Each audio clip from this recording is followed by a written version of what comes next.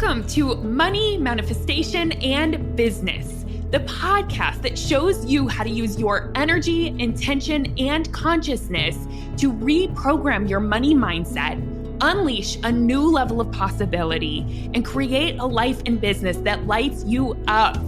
I'm your host, Jamie Berman, and I invite you to join me each week for a dose of inspiration, coaching, and teachings to help you rewrite your money story, create abundance on your terms, and grow your business in a way that's fully aligned for you. This is going to be so much fun. Let's dive in. Welcome to episode 2 of the Millionaire series. Today, Julia and I are diving into one of our favorite conversations, the myths and misbeliefs that keep so many entrepreneurs from stepping into wealth. If you're new here, quick intro. I am Jamie, a coach who helps entrepreneurs shift their money identity and expand their capacity to receive. And Julia is a wealth strategist who helps women simplify their finances and build sustainable long-term wealth. Together, we've coached thousands of women and have seen so many of the same fears and misconceptions come up again and again. Things like millionaires have to hustle 24/7, or I need a huge audience, or if I make money, I'll lose freedom, or a biggie, more money means more problems. You've probably heard that before, but it's so easy to take that on as true when it's not. So we are going to bust through these beliefs today on the episode. So in today's episode, we are breaking down the truth behind these myths, both from a practical, financial, and strategy lens, and an energetic manifestation-based lens. So if you've ever felt any resistance to becoming wealthy, this conversation is going to feel like a deep exhale. Let's get into it. All right, welcome back to part 2 of Becoming a Millionaire series with Julia. So excited to be back with you all. Today, we're going to talk about millionaire myths and the things that we have either personally had to break through for ourselves to step into wealth, or what we've seen in the work that we've done with our clients, because we see lots of similar patterns that once you break through these things can open up so much for you. So welcome back, Julia. Thanks for being here again. Yeah, thanks for having me. Yes. So I'll ask you, because I know you have supported so many entrepreneurs in stepping into their first 7 figures. What do you think is one of the biggest myths that you've seen your clients hold before they start the journey, or what's maybe holding them back? I think that they feel like they have to do it all themselves. that they have to do all of the things. And that is it's like oftentimes as entrepreneurs, we leave our steady 9 to 5 to work 24/7. Yeah. And that may be true in the startup phase and getting going in business. But once you kind of get up past that startup, you have to find your rhythm as an entrepreneur, and you have to work smarter, not harder, because we all just can't do it all by ourselves. Like, we don't get to live in a solo journey world. That's not how it works. Yes. 100%. And I mean, I think one of the thought patterns that I see around that, and I will totally agree with that. I've had, first of all, myself, and that's something I still work through myself, is delegation, and feeling safe to receive, and feeling safe to trust others and things like that. But, this belief, like, if I can do it, I should, right? It's like this myth that if I know how, I should do it. And that's, I think, a belief we have to break up with in order to step into greater impact, greater wealth, sharing in a bigger way, giving in a bigger way. Yeah, absolutely. I mean, what I have found in entrepreneurs, even when they start hiring and have a team of support, that they're not truly able to let go. And especially in women entrepreneurs, it's almost like this guilt that they have to, that it's like the badge of honor of like doing it all or being the leader. And they almost feel bad to put that on someone else. And I think that's maybe just how we're wired as women, to be like the caretaker and in control of everything. But what the lesson I've had to learn along the way is that the truth is I don't have to control everything. And in fact, when I can get in charge, like I'm in charge of my business, like I am the CEO and the founder, but I have an amazing team that surround me that get to be in control of it. And that when you can bathe in that, it's so good. Yeah. Because you have other people that are excited about your vision. They're aligned with where you're going, and they get that ownership in that, and it elevates them as well. Right. Yeah. It's almost like we have to stop seeing the image of a powerful woman as someone who can do it all and handle it all, but shift our perspective and shift our subconscious to start seeing this vision of an empowered woman is one who knows where their zone of genius is, knows where to give, knows where to receive, and also shares and delegates, right? That's another way of sharing abundance, is by delegating. So it's like creating a new vision of what is a powerful woman. Yeah. And the laws of like giving and receiving, it's like, if you really think about that, allowing someone else to give like is powerful, because think about how much you love to give. And so it's like receiving is actually giving a gift to someone else, and allowing them to stand in their power. And so that was a really hard lesson that I have had to learn a lot, to get to where I'm at now. But it's such a lesson that going to the next level is probably not working harder. And that actually should feel really good to people. Right. Totally. Yeah. Which actually is so good, because what you said kind of debunks the other most common myth that I see, which is actually a fear of success. I see this all the time of like, okay, if I had $1 million, I'd have so much responsibility. Oh my God, I'd have so many clients to please. I'd have to over deliver. I'd have to give so much more, and I can't take it. And so they start associating more wealth or a bigger business with more to do. But like you said, the opposite is true. It's actually lighter as you grow. Like you should be doing less. You should be in your zone of genius more often, and then delegating to other people's zone of genius more often. Do you see this fear as well, the fear of success, come up within your clients? Oh yeah. And it's they feel, because usually where they're at, they're feeling the weight of their business. And that's, of course, they're going to think that more revenue, more income is going to mean more responsibility or more pressure or more like weight. And so, but actually when you create the structure first for your personal finances, and then the structure for business, which not only includes finances, but your organizational structure and your leadership structure, that is what will create the freedom.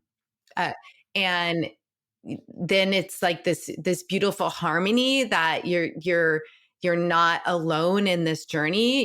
You have like people that are equally passionate as you on this journey with you. Yeah. What's your advice to people who are afraid of, oh, well, yeah, sure, delegation is great, but then I have to manage a team. People have so much fear around managing a team. And what I'm hearing from you is structure is really big. Is there anything else that you would add to that? Or do you want to speak on that? Yeah, it's exactly what you said. Like as entrepreneurs, like we have to understand what our unique superpower is, or what our zone of genius is, and stay in that. And it's true, oftentimes as entrepreneurs, we are not great managers. But here's the thing, people that don't want to be entrepreneurs are typically great managers. So it's like finding that person, like the yin to your yang, that opposite, which is it's kind of silly because it sometimes there can be opposition, like because they think so differently than you do. But once you can kind of work through the relationship and make it a safe place for each of you to express your differences and honor and respect each other, that's what I have found that makes like a business like kind of go to the next level, is they have someone else in their business that's the strengths to the owner's weaknesses. 100%. Yeah. And I want to bring a little bit of manifestation into this too, because I did this course called How to CEO, where I was like, I need to learn how to hire people, how to all the things, right? How do I CEO? How do I build a team?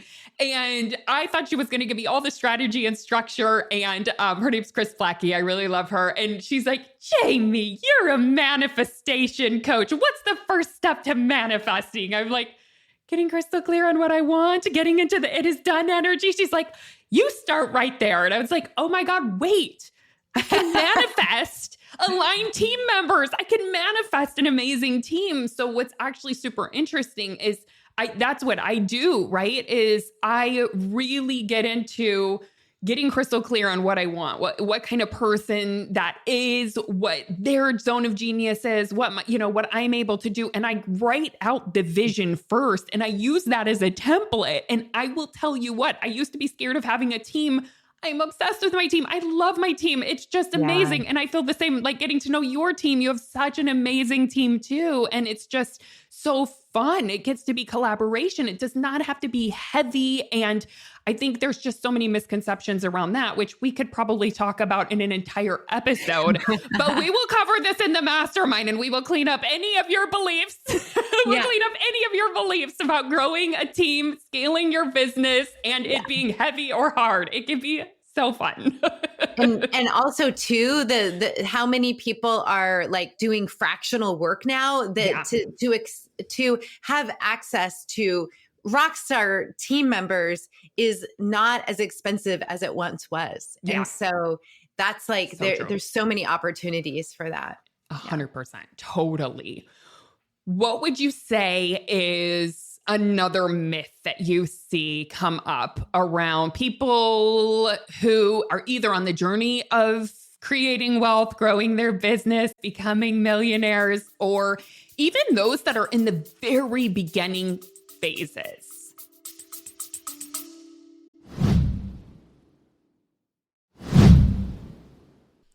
Hi, love. If you are a six-figure female entrepreneur who wants to scale to $1 million without hustling harder, I have something you're going to want to join.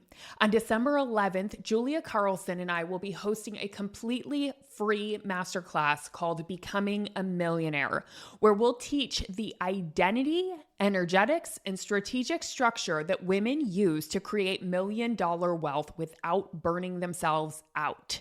You're going to discover how to expand your capacity to receive, how to blend soul with strategy, and how to step into the woman who naturally creates and holds wealth. And yes, there will be a replay if you can't make it live. So make sure to go to the show notes and save your seat. You can also go to jamieberman.com/becoming-a-millionaire-masterclass again, or click the link in the show notes. I can't wait to see you there.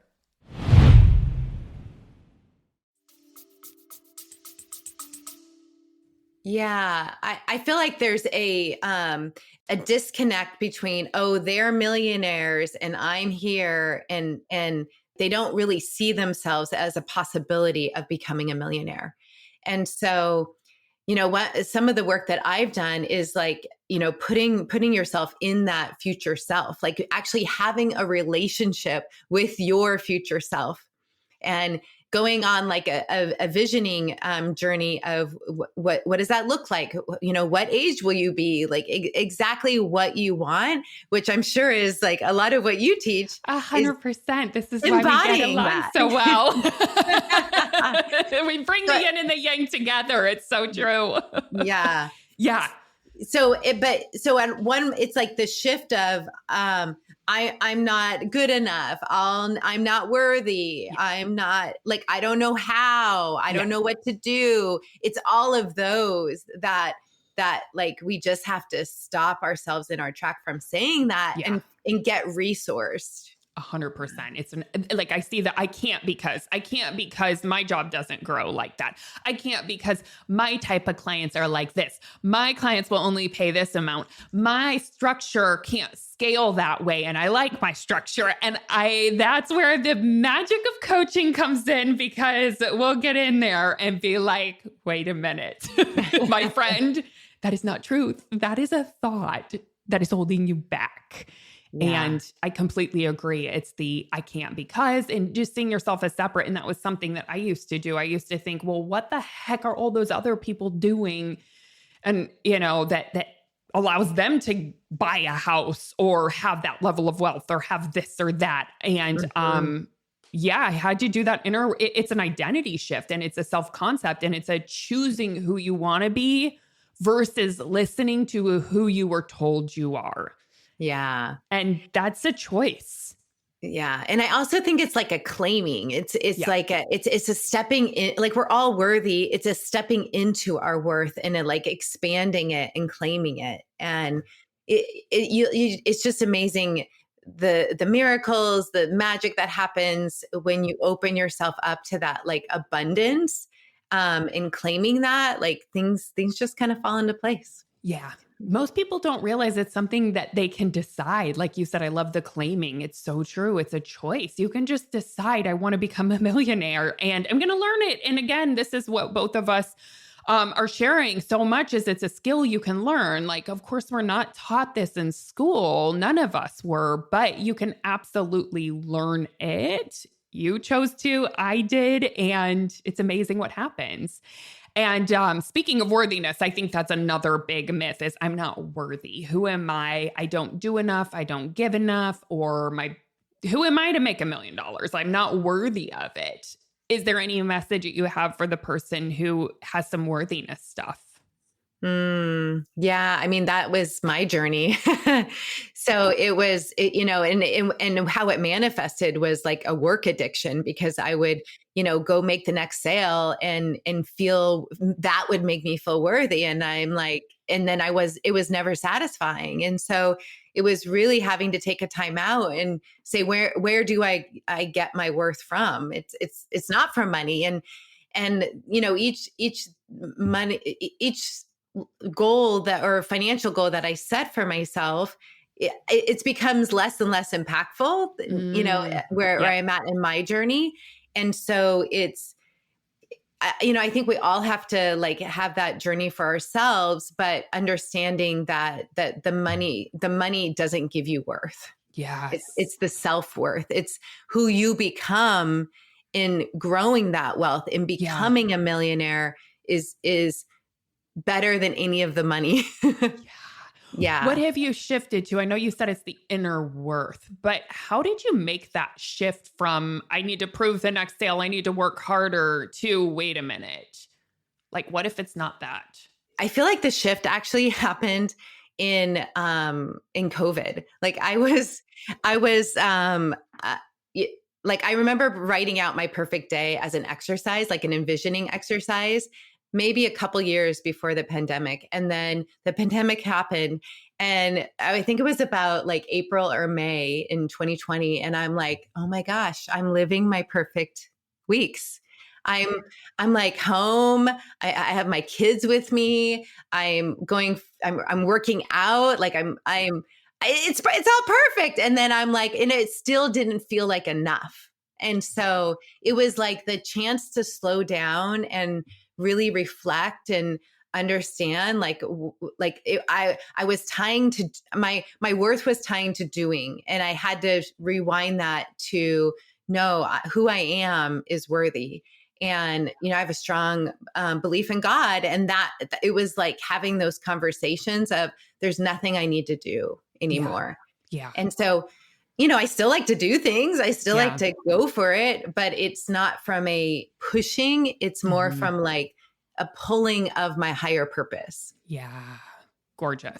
Yeah. I completely agree. I feel the more I feel connected to the divine and connect into that divine and take the time and the space and the intention for that, that's what builds up my truth of the worth that I truly am, and that it changes so much. And that's why I think it's so important to have that. And, have that. Yeah. And it makes a big difference. It does. Like, and it's different for all of us. It could be meditation. It could be 100%. Going for a walk in the woods. It could be going to the beach. It could be, and there's no one right or wrong way. Mm-hmm. And so I think that's what my hope would be for these women in this mastermind is like, we're going to be that power assist to how they become a millionaire their way. Yeah. Yeah. Totally.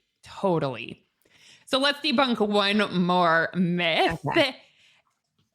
I think one of them that I see a lot is, and I had this, I'm not smart enough. I'm not good at math, which is actually hilarious because I'm like, we have calculators. Exactly. Why do we have to be good at math? Like, I don't ever really use math. And I was horrible at math. Horrible at math. Me too. Yeah. Yes. And here I'm in finance. So yes. Yes. So what would you say to the person who feels like you have to be really smart or logical or no structure or math or anything like that?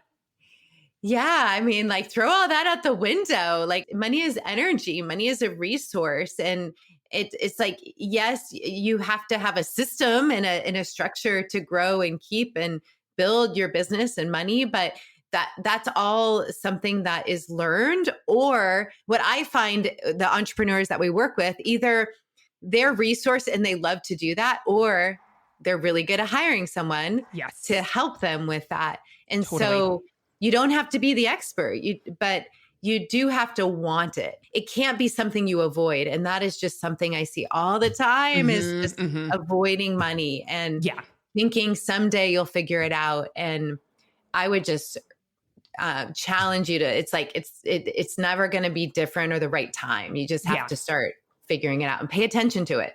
Well, and that's one of the things that I'm really excited about with our group is that we're going to actually hold your hand through that process, because I know it can feel super overwhelming. How do I begin looking at money? What do I even do? What am I actually looking at? And we're going to be doing money dates in there. There's going to be accountability.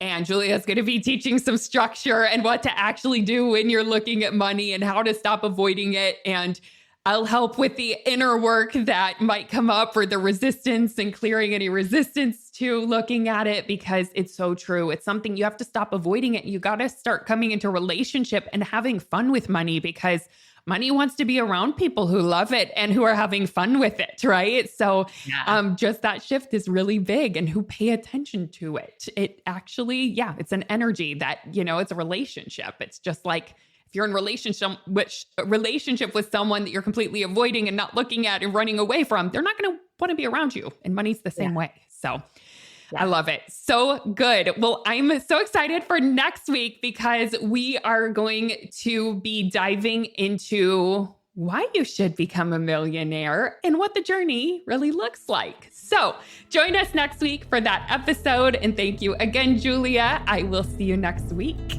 Bye. Hey, thanks for listening. I hope this episode is something that you'll be able to add to your manifestation toolbox to come back to when you need a little extra motivation. If you like what you've heard today and want to take it deeper, you've got to come check out my signature coaching program, the Money Manifestation Movement. It's the place where you'll not only learn manifestation, but you'll begin to live it alongside me and an amazing community of like-minded entrepreneurs doing this work together. Head on over to jamieberman.com to learn more.